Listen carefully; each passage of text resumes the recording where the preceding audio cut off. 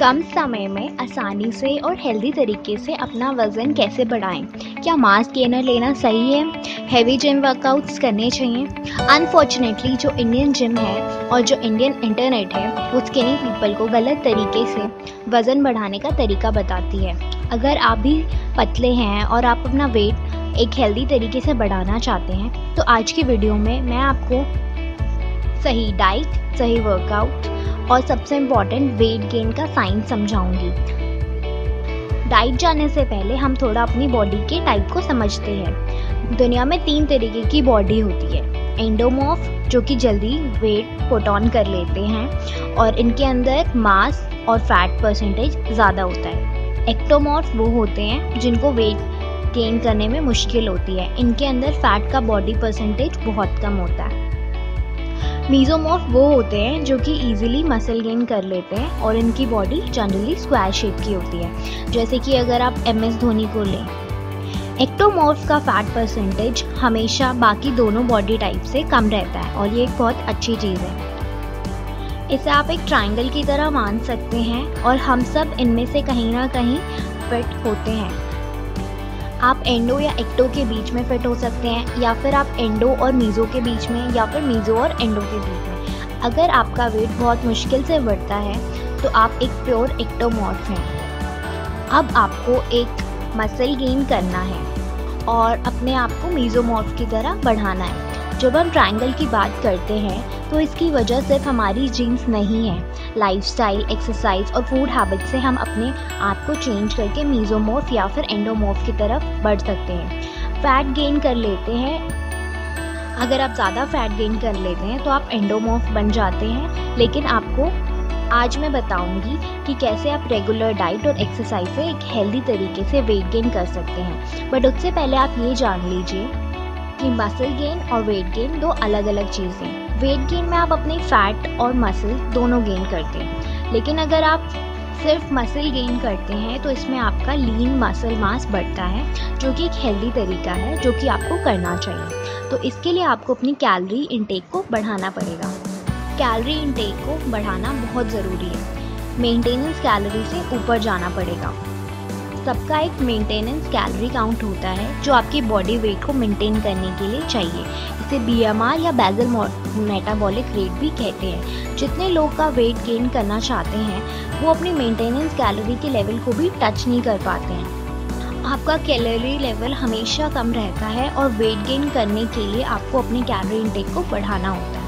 अगर आप चाहें तो जंक फूड से और फैट फूड से अपने कैलोरी इंटेक को बढ़ा सकते हैं, बट इससे आपका ओवरऑल वेट बढ़ेगा जिसमें आपका फैट वेट और मसल गेन बढ़ेगा। बट आपको ये नहीं चाहिए। आपको चाहिए कि आप धीरे धीरे मसल मास गेन करें। इसके लिए आपको हर दिन 200 कैलोरी से ज़्यादा बढ़ाना है। बट इम्पॉर्टेंट ये है कि उसे कैलोरी इंटेक को कैसे बढ़ा सकते हैं। अगर आप ये आपके फूड चॉइसेस पे डिपेंड करता है और आपकी फूड हैबिट पर भी डिपेंड करता है। आपको खाने को खाने की तरह नहीं बल्कि उसे एक मैक्रोज की तरह देखना है। जब भी आप खाते हैं तो कार्बोहाइड्रेट, प्रोटीन और फैट से मिलकर बना होता है। जैसे कि अगर आप एक बर्गर खाते हैं तो उसके अंदर जो ब्रेड होता है वो कार्बोहाइड्रेट या कार्ब्स होता है, जो उसके अंदर फैटी होती है वो प्रोटीन होती है और जो उसके अंदर सॉस या फिर चीज़ होता है वो फैट होता है। लेकिन अगर आप पिज़्ज़ा या बर्गर खा के अपना वेट बढ़ाते हैं तो ये तरीका सही नहीं है। इससे आपका वेट बढ़ेगा, आपकी बॉडी में फैट परसेंटेज बढ़ेगा और आप ज़्यादा मोटे हो जाएंगे। वेट गेन करने के लिए ये ज़रूरी है कि आप अपनी बॉडी के माइक्रोज की रिक्वायरमेंट को समझें। इसके लिए आपको फूड को सेलेक्ट करना पड़ेगा जो कि आपकी माइक्रोज की रिक्वायरमेंट को फुलफिल कर सके। सो या तो आप एक ऐसी चीज़ को काउंट करें कि आप हर एक चीज़ को काउंट करें, पर प्रैक्टिकली ऐसा पॉसिबल नहीं है।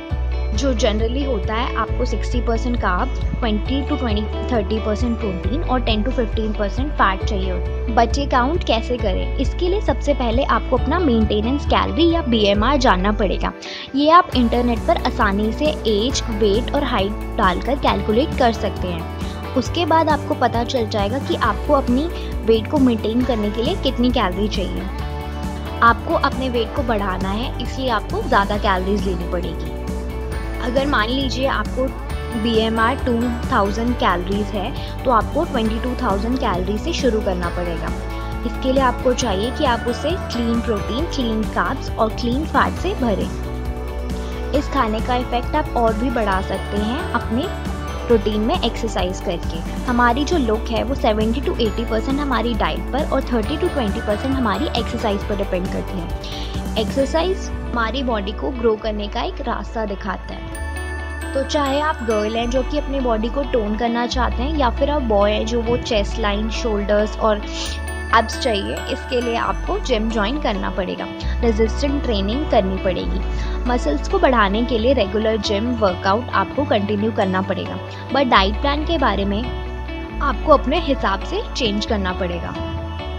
अगर आप सबसे ज़्यादा जल्दी और इफ़ेक्ट चाहते हैं तो इसके लिए आपको अपने प्रोटीन गोल को कंप्लीट करना पड़ेगा। अगर आप जिम नहीं चाहते हैं या कोई भी वर्कआउट नहीं करते हैं तो आपको अपनी बॉडी वेट के हिसाब से पर ग्राम प्रोटीन लेना चाहिए। लेकिन अगर आप रेगुलर वर्कआउट करते हैं तो इसके लिए आपका बॉडी का रिक्वायरमेंट बढ़ जाता है और आपको ज़्यादा प्रोटीन लेना पड़ता है। अपनी बॉडी वेट के हिसाब से 2 ग्राम पर केजी के हिसाब से आप प्रोटीन लें। अगर आप रेगुलर वर्कआउट करते हैं और आप जितना ज़्यादा प्रोटीन लेते हैं उतना ही बेटर आपका रिजल्ट होता है। प्रोटीन के लिए आप चिकन, एग, पनीर या फिर सोयाबीन अपनी डाइट में इंक्लूड करें। अगर आप अपने दिन में 3 से 4 मील लेते हैं तो हर मील में एक बड़ा पोर्शन प्रोटीन का होना बहुत ज़रूरी है। इससे करके आप आसानी से अपने प्रोटीन गोल को पूरा कर सकते हैं। कार्बोहाइड्रेट और फैट कितना लेना चाहिए ये मैं आपको अपनी नेक्स्ट वीडियो में बताऊंगी। अगर आपको ये वीडियो पसंद आई है तो इसे लाइक एंड शेयर ज़रूर करें, और ऐसी और भी वीडियोस के लिए आप इन्फो हब चैनल को सब्सक्राइब कर सकते हैं। अपने सारे रिव्यूज़ मेरे साथ ज़रूर शेयर करें।